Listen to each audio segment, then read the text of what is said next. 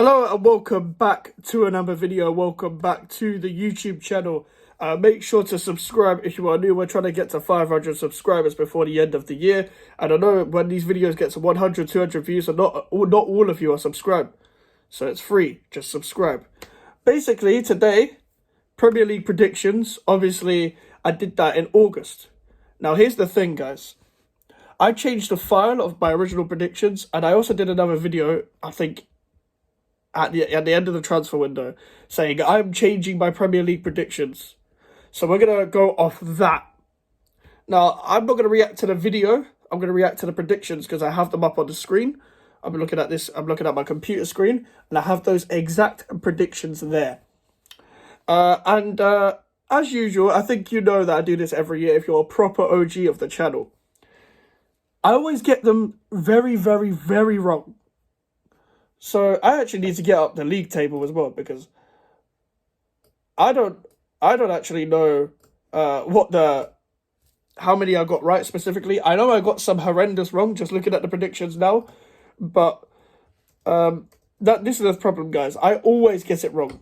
Always. Like, I don't think there's been one time where I've reacted back to my Premier League predictions and I've got at least like 5 right. It's bad, guys. It's proper bad. Okay. We've got this full table here. We've got this table here. Okay. Starting with 20th, I said Luton. Now, what I do every year, guys, is even if there's an obvious really, really bad team, I still manage to get it wrong. And I put Luton. Now, listen, Luton actually did way better than expected. What they did is they went for it every game, but also left their defence very leaky. And that's also with defenders that, well, they cannot defend. They're championship defenders. No offence to Reece Burke, of course. Big up Reece Burke. But the other defenders are championship defenders. They have good attackers. Carlton Morris, Elijah Adebayo. Even the wing-backs in Ogbene and Doherty. However, it wasn't enough. But they finished 18th. I got that 2 places wrong. So big up Luton. I hope you guys come back. And I actually think that Luton will win the championship next season. But I'm going to actually do championship predictions this summer, so we'll get that under the way, because that's even harder to do. I can't even do Premier League predictions, let alone fucking championship. 19th, I put Sheffield United, and that was too optimistic, because they finished 20th. One of the worst sides to grace the Premier League. I hope they don't come back. They won 3 games. I'm trying to think, who was those 3 games against? Brentford at home. I don't think they beat Burnley. They beat Luton away. And I don't remember who else they beat. But Sheffield United managed to get a couple of surprise draws.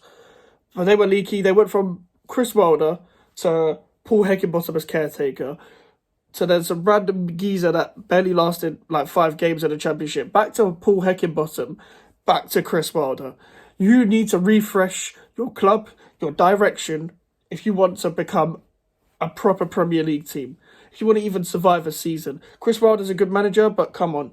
It's outdated now. It's outdated. The overlapping centre-backs was cool 4 or 5 years ago, but he doesn't even do that anymore. Because I don't think you can in this day and age. Even 4 years ago, it was one good season, you finished like 10th or whatever, then it's all gone downhill from there. 18th, I said Burnley. Now, I've got all 3 teams wrong. Now, in the original predictions, I'm pretty sure I had Burnley mid-table. I know, as soon as I saw the first few games, I'm like, nah, this ain't happening. Just put Burnley down there. I've got the 3 teams correct that went down. And this is the first time in years first time in my lifetime, I'm pretty sure, where the 3 promoted teams have gone straight back down. Burnley, Sheffield United, and Luton are fucked. Burnley are even more fucked now, the fact that Vincent Kompany's left to go Bayern. If they kept Kompany, if Kompany stayed, not that they could have had a decision to keep Kompany, because I reckon they would have. If they could have, they would have not allowed Kompany to go to Bayern. They don't really have much of a choice. But if they kept him, they probably would have had a chance to win the championship again. They probably would have been very ready to win the championship. However, depending on who they get as manager, I think they might struggle. I don't know what manager they even linked to. It's not even official right now that Kompany's gone, like, as in the announcement wise, that Kompany's gone Bayern, but he's gone Bayern pretty much. 17th, Wolves. That's the first of the terrible predictions. Wolves, yeah. I didn't think Gary O'Neill would get them to 14th. But whatever, Gary O'Neill did as much as he could with Wolves. People thought he was harshly sacked at Bournemouth. I thought originally he was harshly sacked. I was shocked. However, I understood the direction that Bournemouth wanted to go in as soon as they went for Iraola, sort of the Brighton model. And they've done well as well. We'll get onto them as well. But Gary O'Neill, he got them to 14th. And they've had a lot of injuries. They can't spend this summer. So it's going to be interesting to see where Wolves will be. I think they'll be around mid-table again. I think what they need is just stability. Just to be comfortably mid-table right now. And if they want to go and push on for Europe, but if they're in a position to do that, they can take that. At one point, they were in a European race. In fact, we finished 9th, and they were 6th, and they finished 6 points behind us, so it was a bit of a mini league. The problem was that 8th place Man United was on 60 points, so there's still a bit of a gap in the end. But yeah, Wolves did way better than expected. The reason why I predicted them to finish 17th is mainly because of the fact that I remember Lopetegui, funny enough, Lopetegui left, and it was like, Gary O'Neill, come and save us sort of thing. Fuck knows how they were going to do, but Cunha's actually played well. Pedro Neto, when he's been fit, has played well. Aït-Nouri's played well. Mario Lemina has played well. João Gomez has played well. Hwang Yi-chan's played well.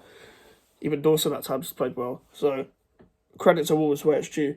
16th, I said Everton. I was 1 place away, which is really, really annoying. 1 place away. They finished 15th. I even remember when I made the countdown series, and some of you would have remembered that from last summer, I would have, I'm going to bring that back this summer, where it was 20 days till the Premier League. I talk about every team each day, and Everton needed stability by Sean Dyche, and Sean Dyche was the right man to do that. There was a point where Everton were really struggling to get a win. However, Sean Dyche knows what he's doing when it comes to relegation battles, and he kept them up. It's going to be hard for Everton next season, for this season in terms of spending as well. They obviously had the points deduction this season. And to be honest, well, it was like 6 points in the end, so they would have finished same points as Wolves. So, whatever, innit? It's been hard for them, but they always managed to have some form of fighting spirit every season. They always seem to click in together. I don't think they'll get relegated next season. I think they'll be fine. I never thought they were going to get relegated under Sean Dyche, and I think, I just think they'll be fine. I think they'll be fine. I think there will be struggles, but there will be times where they'll absolutely hate what they're watching. But there'll also be times where they think, okay, we're going to stay up now because of the stability that they have. And someone like Jared Brandtwaite, they've probably got to keep him. I don't think he will move because I think they'll put a big price tag. They might, listen, people would argue they might need to sell him, but to invest back into the squad. However, it's going to be very hard to replace Jared Brandtwaite. I'm assuming they're going to get Jack Harrison on a permanent, even though he's fairly average. I don't know what else they're going to do in the summer. I don't know how much they can spend. But yeah, Everton 16th and they finished 15th. In 15th place, I put Bournemouth, and I was 3 places off. Bournemouth finished 12th. I didn't know where Bournemouth were going to finish. I thought first season Iraola, they might struggle a bit, and they started off really struggling. They started off not finding a win in ages. And there was a point where, does this guy need to go? This guy's not instilling his philosophy. However, 2024 Bournemouth, even around the back end of 2023 to this time now, obviously they've been on the beach a couple of times. That's why they haven't got results, but they've played really well throughout most part of the season. And they should try and maybe get a European place. Just saying. They should maybe try and get a European place. And you never know what can happen. Because the European battle, it goes from 7th to about 14th sometimes. It happened this season. So they can sneak in there. Why not? 14th, I predicted Nottingham Forest. And they finished 17th. That was a terrible prediction. Nottingham Forest struggled. They had a points deduction as well. They sacked Steve Cooper. Steve Cooper did not start well. He was doing all kinds of weird tactical nonsense. And I believe too much of Steve Cooper. He was playing one attacker at times. Even more defensive than David Moyes at times. Even just as defensive as David Moyes at this club at times. And yeah, it was bad. It looked bad at times. But Nuno was there. And there was rumours of Nuno actually leaving a couple of days ago. But I think Nuno is the right man for Forest. However, I actually said that Forest should have got Lopetegui because Lopetegui was right there. But in terms of keeping them up, Nuno's done well. He's got even Hudson-Odoi somewhat doing some things, sometimes contributing. Elanga, contributing at times. Sometimes Elanga does some terrible shit. Sometimes he does some really good shit. Chris Wood, same goes with Chris Wood. Sometimes some really good shit, or sometimes that performance against Manchester City will happen where he should have scored about 3. Again, another team with fighting spirit, good Premier League club. They're going to become one of them teams that will keep surviving. They're going to. I think they'll become what Palace are, where they stay afloat, and they just keep doing well throughout that. 13th, I said Crystal Palace because Crystal Palace always finished 13th. Obviously, I didn't know Oliver Glasner was going to turn this around, but it was looking really bad under Roy Hodgson. It was looking really bad. I remember that Arsenal game where it was like the banner against the owners about no ambition and stuff like that. And they had every right to talk about no ambition. When you look at the players they have with Mark Guehi, Joaquin Anderson, Michael Elise, and Barry Eze, those main 4, and then bringing in Adam Water, then bringing in Daniel Munoz, having Tyreek Mitchell, yeah, that team should be finishing probably top 10, and they did finish 10th. They finished 10th, and Glasner's done a great job. It doesn't deserve manager of the season because he wasn't there the whole season, but Palace could finish in Europe next season. And it could be their highest Premier League finish. If they recruit right, they're getting this Chadi Riyad guy who's gonna join them at left-footed centre-back. So that's more boost for the centre-back. I don't know whether that means Mark Guehi is going. I think Mark Guehi deserves a big move. But however, if Palace manage to keep Mark Guehi and they keep Elise and they keep Eze, they'll finish in Europe next season. Mateta hit a purple patch in the back end of the season. They still need a striker because Mateta can't be the only striker. Obviously, Odson Edouard is still there, but they need a striker. They still need a striker. I don't expect Mateta to hit the same numbers as last season. I expect that was a purple patch. However, maybe it's the system. Mateta was... When I remember watching him under Roy Hodgson, he wasn't good, but he was good at like spinning defenders and like back to goal and stuff. But he couldn't finish. But him linking up with Eze and Elise as a 2 number 10s just behind him, Glasner's done well. So credit to Crystal Palace. I want to say this is their highest Premier League finish. I think they might have finished 10th before, but I expect them to maybe break into the top 8 and maybe Europe. Who did I put? Yeah, I put 12th. I put Fulham. Again, guys, I was so close. We haven't got one position right so far, and we're in 12th place. I said Fulham will finish 12th and they finished 13th. Fulham have had they've been the definition of mid-table. They've had some good moments under Marco Silva, that Muniz guy. Rodrigo Muniz had a purple patch at some point in the season. They've had players well, even Iwobi's played well at times. João Paulinho, we'll see if he stays. He was obviously close to moving to Bayern Munich in the last summer.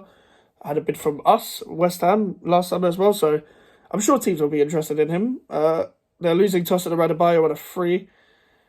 They'll be fine next season as well. But yeah, 12th place for Fulham. They're a very standard mid-table club. Marco Silva's a good manager. I think he could do well at a bigger club. I think he's proven that he's a great Premier League manager. Well, a good Premier League manager for those kind of teams, such as teams like us, teams like Fulham. So yeah, well done to Fulham. They survived 2 seasons in a row. They haven't done that in a while in the Premier League, and neither of them have been proper relegation battles. So well done to them.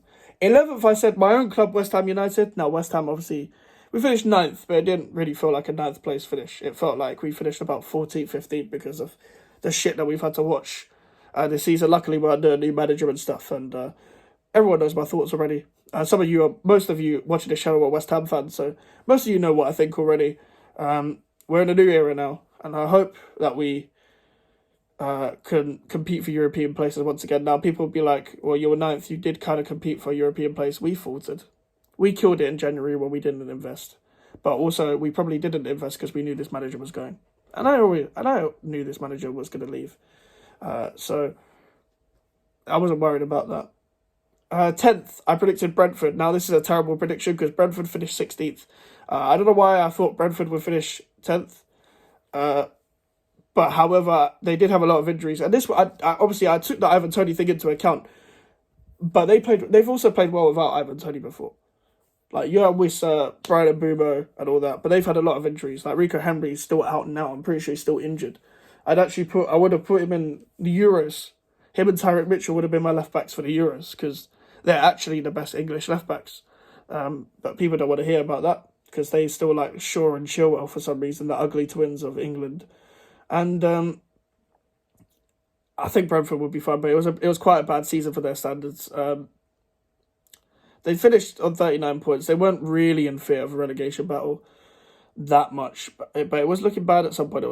There was a time where they barely won a game. So we'll take that into account. We'll take that into account for next season. However, I don't think they'll finish high in the league. I don't think they'll finish in the relegation, but I think they'll finish around the same place next season. It'll be interesting to see if Ivan Toney even goes now, because it seems to be a very big loss of interest. However, apparently Tottenham and West Ham with minor interest and Tottenham with a bit more of an interest. Him going to Tottenham would make sense, in my opinion. Ninth, I said Brighton. Brighton finished 11th. Now, Brighton managed to slip behind West Ham and Crystal Palace somehow. Brighton won in their last five. One in their last five. It says on the Premier League form table. Same as West Ham. They had a terrible 2024. They did replace McAllister and Caicedo. Roberto De Zerbi's leaving. They're linked back to Graham Potter, which would kind of make sense and kind of wouldn't make sense. We'll get into that if that reaches anything. Obviously, Kieran McKenna signed a new contract with Ipswich. So they won't be getting Kieran McKenna. They need to fix up next season. Otherwise, I fear they could be the shock and almost a dark horse in terms of relegation battles. That's what I fear when it comes to Brighton. They need to invest properly in terms of replacements of the losses that they had from last season. And whoever leaves this season, I don't think anyone major is going to leave. Obviously, Matoma had a lot of hype, had an injury and was also off form. I don't think there's anyone there that's going to leave. So I think they'll be fine. Lallana's leaving on a free. He goes back to Southampton apparently. So we'll see what happens there. Eighth, another terrible prediction. I said Tottenham. I genuinely wasn't being biased. But I thought under Ange Postecoglou that he was a good manager, but they didn't invest enough. I actually thought they didn't do enough for the transfer window. I thought they would have needed 2 centre-backs. They ended up getting Dragusin in the January transfer window anyway. But that time where they had major injuries, and Van der Ven and Romero were both out, and to be fair, they drew up at Manchester City with Davies and Royale at centre-backs. But in my opinion, they needed a centre-back then, and the centre-back could have come in then. I think Tottenham are moving in the right direction in terms of getting rid of Deadwood. Obviously, people like Lloris is gone, Sanchez is gone, Dyer's gone, Winks is gone. Like, these players are gone. So we'll see if they invest. We know what Daniel Levy is like. I think Tottenham will invest just because they're not in the Champions League this season. I think when Tottenham get into the Champions League, Levy is just happy to collect the bag, you know.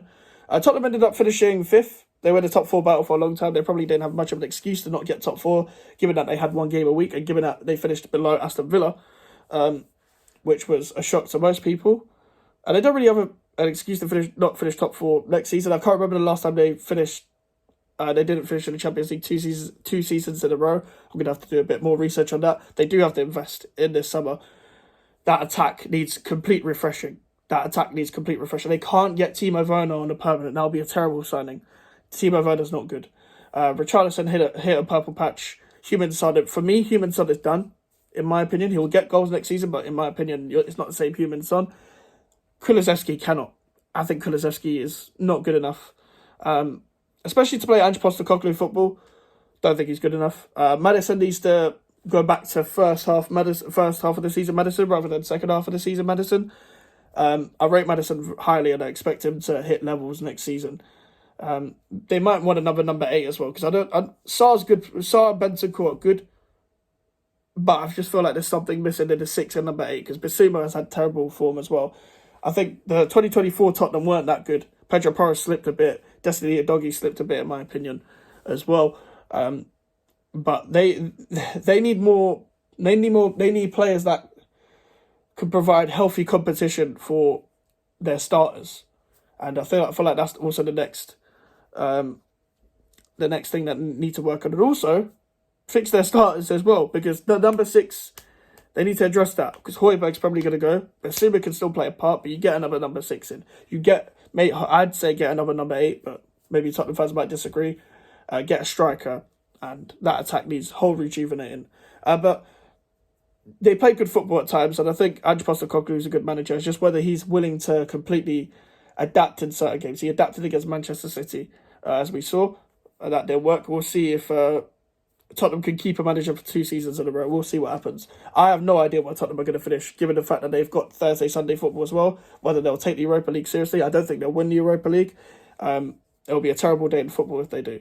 I've actually got a position right, guys. At 7th, I put Newcastle. And Newcastle finished 7th. At one point, they looked like they were going to finish 10th. However, I believe that we revived them. I believe when they beat us 4-3, that was the turning point. A lot of injuries, just like a lot of teams in this league, like Brentford, like Man United, like Brighton, like Chelsea. They've had a lot of injuries. Getting Lloyd Kelly would be a good signing. Obviously, they're going to miss out on Tosin Adebayo. I think he might be going to Chelsea or Manchester United because Tosin Adebayo is a good centre-back. But that would be smart, getting Lloyd Kelly in. They're going to not be in Europe next season due to the fact that Man United won the FA Cup. And listen, 7th is not bad, but it's a bit bitter taste in their mouth now that they're not finishing in the European places. They've now missed out on Europe due to the fact that Man United won the FA Cup, so they're not even getting Conference League. Conference League would have been good for them. That could have been the thing that they could have gone and won. However, it hasn't worked out in terms of that aspect, and they probably hit the Champions League too early for them to expect Champions League every year. However, they've got 1 game a week, so they should be going for Europe, a European place next season. They need investment as well. They're also struggling with FFP despite how much money they have, because obviously it's about revenue. It's about getting money in as well. We'll see if that works. We'll see how they do next season. And yeah, let's get on to 6th place, Aston Villa. Now, I was probably one of the more positive people in terms of Aston Villa. And Aston Villa even exceeded my expectations in finishing 4th. The amount of praise I was giving Unai Emery, like, come on. Like, I was kind of right in that. If you go look back at the videos I made on Aston Villa, I was right. But I wasn't right in the predictions. I thought they'll finish 6th. I thought Europa League. But they went below my expectations in terms of Conference League. They should be winning that competition. However, they got knocked out to Olympiacos. Terrible game. They played terrible. Especially in the second leg. In the first leg, I forgot it was on. But they're in the Champions League next season. We'll see how they do. I don't think they'll do much. I don't think they'll be a surprise team. But Emery is a great manager. He signed a new deal. And he could have Villa as a continuous top 4 team. And even a continuous European team. I think Villa fans will be happy with that. This is their first season back in Europe. No, second season back in Europe. Second season in a row. And you know what's funny is that I've bragged a lot about how our club has gone 3 seasons into Europe in a row because we're the first non-Big 6 team to do that in ages.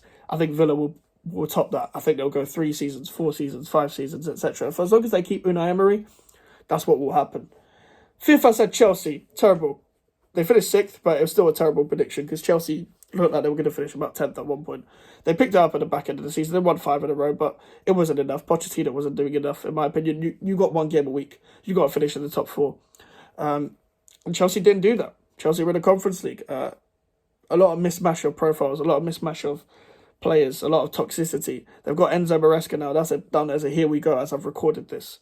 So we'll see what the Enzo era is going to be like, but I doubt it's going to lead to anything, in my opinion.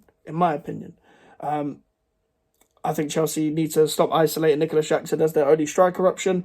I think Mikhailo Mudryk stinks. I think Raheem Sterling is stinking. I think Noni Madueke, there's a player there for the future, but he needs to bring coaching. I think Cole Palmer's been absolutely class, potentially one of the players of the season. Gallagher's probably going to go.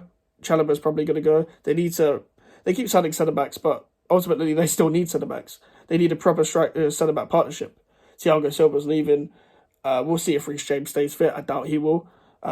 Malo Gusto's a great signing for cover as right back, and even as a starter, they're going to need a goalkeeper to play at the back. They're going to need a left back because Marc Cucurella is a good option, but Ben Chilwell is terrible. So they still need players, and they've signed a lot of players, which is kind of a mess. And I don't think Chelsea will finish in a top 6 next season. Just putting it out there. Just because I don't think their manager's good enough to do that. He's a good coach, but I don't think he's good enough for Chelsea. 4th, I said Manchester United. That was another terrible prediction. I was hyping up Erik ten Hag. I thought highly of Erik ten Hag. But the signings of Mason Mount didn't make sense. He didn't play as well. Malacia was injured. They've had a lot of injuries as well, as like Chelsea, like Newcastle, like Brighton, like Brentford. And And yeah, I get the whole mitigating circumstances that Eric Ten Hag has had to pull through, but there's no structure in that midfield. He's the reason why Man United are so bad off the ball. He's the reason why Man United have no idea on the ball. He's the reason why it still looks like Ole Gunnar Solskjaer is still managing the club. They play in moments, they win games in moments, and their players get hyped up to the oblivion. Højlund is not good enough to be the only striker there. Probably not good enough for Manchester United in general. Garnacho is, and for me, not good enough. Marcus Rashford, for me, not good enough. Bruno Fernandes is a guy who plays well in moments. He actually played well in a big game for once in the FA Cup final. However, for me, as your creative player, as your number 10, expect a bit more. Fuck knows what manager they're getting next season. I actually have a feeling that Man United will also drop out of the top 6 next season. But we will see as well. We'll see what manager they get. I think regardless if they keep Ten Hag and the managers they're going to get, even if they get De Zerbi, I think they finish out the top 6. If this Ineos people are serious, they kick out most of the players out of the club and they keep Kobbie Mainoo. They keep Kobbie Mainoo, and that's it for me. Just rejuvenate the squad. There's good players there, don't get me wrong, but Kobbie Mainoo is the only one that's like, yeah, you're good enough for Manchester United. And he's only young. And he's got levels to go. He's great on the ball. When I see him being composed on the ball, compared to when he passes it to one of his teammates, all of his teammates are fucking 10 to 100 times worse than him on the ball. Just my opinion, though. I predicted them to finish 4th, and God, was I let down. At third, I put Arsenal. At one point, it looked like they could finish 3rd. They could have finished 1st, but they ended up finishing 2nd. Missing out on the league once again. Having a... Is it a good season for Arsenal? Because they didn't win anything with their team. So there's a bit of a debate with that. They lost the league against Aston Villa, pretty much, because City and Arsenal both went on to win their games. City confirming their title pretty much against Tottenham. Losing 5 games, they had for their standards, I'd say they had a bad first half of the season. Losing to us at home, fuck knows how. Losing to Fulham away and then also drawing to Fulham at home. Losing Newcastle away, losing Aston Villa away. It's not good enough in terms of that, and that's pretty much what. When they lost the league was at the first half of the season. They had a great second half of the season. Post the bye trip, Arsenal were really good. Battering teams such as us, 6-0. Or whatever. It was 6-0. Yeah, it was 6-0. We've been battered so many times, I forget the scorelines. But if Arsenal want to win the league, a proper midfielder, a proper striker, and when I mean proper midfielder to play alongside Rice and Odegaard, depending if you want to play Rice as a 6 or an 8. There's still a missing piece for me. Trossard will probably have to start over Martinelli from next season. Martinelli needs to fix up. Saka needs competition. Stop running Saka into the ground. But for me, that's where Arteta will fall, is running people into the ground, like Bukayo Saka. Gabriel and Saliba, as long as they don't get injured as well, I think Arsenal will be fine in defence. They'll be up there again next season, but if they want to really win the league, they're going to have to counter on the fact that City's squad will probably get worse at some point. That City's players are probably going to get old at some point. So, counter on that. Get a proper striker. Get a proper midfielder, depending on where you want to play Declan Rice. And I would still say get another fullback, because Timber, White and Tomiyasu are good fullback options, but get another fullback to add to that. Sell Zinchenko, sell Jesus, sell Nelson, sell Nketiah. Fuck knows what you're doing with Smith Rowe. Sell Fabio Vieira. Sell Thomas Partey. You're going to need to have a lot of outgoings. It's going to be interesting to see what Arsenal had, because I was doubtful of Kai Havertz. I still don't rate him. However, he had a good March to May sort of form. People forget that it is only 3 months he was good at. It doesn't make you into the team of the season, but people go with recency bias, so whatever. But I want to give credit where it's due. I want to be fair. Kai Havertz played well from those 3 months. From the game where they battered us, where he was awful in midfield, when they play him up front, he has been good. He's held up the ball well. He's even finished chances well, something he did not do at Chelsea. So credit to him. Obviously, Declan Rice has been a great signing. If you watched Declan Rice at West Ham, you already knew this, but a lot of people don't watch clubs outside the Big Six, so that's why they're so shocked that Declan Rice is playing well. But Arsenal finished second. I predicted them to finish 3rd. I got it wrong again. And I put Liverpool 2nd, who finished 3rd. Jurgen Klopp leaving. I would have never predicted that at the start of the season. They probably had a bad season for their standards, only coming away with the Carabao Cup. However, you could argue they had a better season than Arsenal because they came away with silverware. With a worse team as well. They need a proper number 6. Endo exceeded expectation. They need a proper number 6. And McAllister played well. Very stand-up player. Mohamed Salah, fuck knows what. Regardless of whether Salah leaves or stays, they need a right winger, a proper right winger. They're another team that needs to rejuvenate their whole attack. I think people are finally seeing the truth in Darwin Núñez and the fact that he's not good enough. He keeps missing chances. And you should be getting prayers of being a passion merchant and playing in chaos. Luis Diaz will offer you a moment, but it's not good enough and it's not consistent. Andrew Robertson completely fell off. Trent got injured. They're going to bring, obviously they brought through Conor Bradley. That'll be good good right back options. Especially with also how Arne Slot plays. It's apparently similar to Klopp. I've only watched 3 games of Feyenoord in my life. Or London Raven. It wasn't enough to really give you a full analysis of Arne Slot, but I wanted him at West Ham just because of the football I was seeing. I can't give you a full analysis, but because of the football I was seeing, I would have brought him to West Ham. But I think it'll be a bad appointment just because it's going to be hard to follow in Klopp's footsteps. And I think it would have been bad for any manager coming in to follow in Klopp's footsteps, whether it would have been Alonso or Amorim as well. Man, they're gonna need a proper rebuild, maybe a striker as well. I'd say a striker, a centre back, maybe. Because Van Dijk, Konate, yeah, Kwanzaa's all right. He's a good player coming through, but he's all right. Gomez is all right. Depending on the left back situation, we'll see. Right back, probably not. Midfield and attack. I'd say mainly midfield and attack. They've got to revamp. But I don't think Liverpool will be up there next season. I think they'll be in the top 4 race. But then again, if they finish around there, then Arne Slot will be fine. So maybe it won't be as bad as I've just said. But it's going to be interesting to see. Obviously, Jurgen Klopp has left a great legacy. He's won every trophy. Probably could have won more as well. So that is a fair criticism in my opinion. But yeah, well, farewell Jurgen Klopp. Big up, because you're a great character. Yeah, we'll be interested to see what Liverpool do. Manchester City, I got that right. So the only predictions I got right is Newcastle and Manchester City, the 2 Saudi boys. Manchester City win the Premier League again. It was never really it wasn't as much as in doubt for me this year as it was last year, because so much of Arsenal were fucking good this season. I thought, you know what, Man City will do it, because they don't fault at this stage of the season. I don't know how they keep doing it. When I did a video and a live stream with LB said that it's just because they're winners. They've got the mentality, and I think that is what it is, because that's what they always seem to do it at this part of the season. Obviously, they did it in the FA Cup. I'm sure Man United fans will remind me and remind Man City fans that they didn't do it in the FA Cup. And to be honest, they've made history, but probably underachieved for their standards. For their standards, they probably would have wanted to come more with 2 trophies. An FA Cup. Maybe they wanted to do better in the Carabao Cup. I don't think Pep really cares much about the Carabao Cup anymore, because he used the Carabao Cup to install a winning mentality, and he's done that already. They won 4 in a row with that.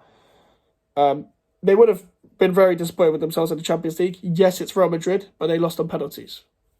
They were at home. They could have finished their chances. And they could have created more as well. Rudiger did a very good job on Haaland at the time. In the Premier League, Man City do what Man City do. Start off a bit shaky for their standards, and then turn into Manchester City from January onwards, and that's what they did. They didn't lose it. They've not lost a game in 2024 in the Prem. Rodri finally lost a game in all competitions, but Rodri hasn't lost a game in the Prem in God knows how long. Rodri hasn't lost a game in the Premier League this season. I'm pretty sure the only time Manchester City lost was when Rodri wasn't there. Wolves, Arsenal, and I can't remember who else they lost to. Who else did they lose to? It wasn't Chelsea, it wasn't us, it wasn't Palace, it wasn't Brighton, it wasn't Bournemouth, it wasn't Wolves. Lost to Wolves. Wait, I said Wolves. I can't remember. No, Manchester, Aston Villa. They lost to Villa away. I'm pretty sure that was their last loss as well. So Man City win the league again. I think they'll make it 5 in a row. There's rumours of Pep leaving. When that gets more concrete, we'll see about that. I think it's very funny how David Ornstein and Fabrizio Romano, who are meant to be the top tier journalists, haven't reported that yet. So maybe they're trying to gather more information as time goes on. But Jack Vaughan, I don't know how reliable he is. He's reported that it's looking likely or whatever. So we'll see. That is my Premier League predictions, guys. If you made it to the end of the video, thank you very much, and please subscribe. Leave a like on the video. Social media is up in the description if you want to follow me. The email for the inquiries. We're on the road to 500 subscribers, and I'll see you guys later. Goodbye.